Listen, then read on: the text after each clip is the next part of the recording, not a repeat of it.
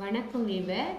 நான் போன வீடியோவிலே இந்த இலையை பற்றி சொல்கிறேன் அப்படின்னு சொல்லியிருந்தேன். எனக்கு கொஞ்சம் உடம்பு சரியில்லாத இருந்துச்சு, அதனால் இப்போ சொல்கிறேன். இந்த இலையை எதுக்கு போடணும், எதுக்கு யூஸ் பண்ணணும் நல்லா பார்த்துங்க. இந்த இலையை இதை கருவேப்பிலை மாதிரி இருக்கும். இதோட காய் வந்து கொத்தவரங்காய் மாதிரி இருக்கும். பூ வந்து மஞ்சள் கலரில் பூக்கும்.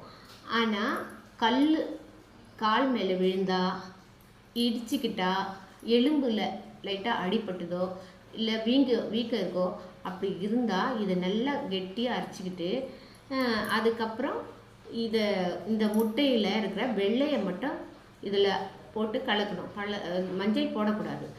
வெள்ளையை மட்டும் தனியாக சின்ன ஒலிச்சு போட்டு அதில் போட்டுட்டு அதை அப்ளை பண்ண அந்த வீக்கத்து மேலேயோ அந்த அடிப்பட்ட அந்த எலும்புங்க நடக்க முடியாமல் அந்த எலும்பு வலி இருந்துச்சுன்னா கையிலையோ கால்லையோ அது மேலே அப்ளை பண்ணுங்கள்.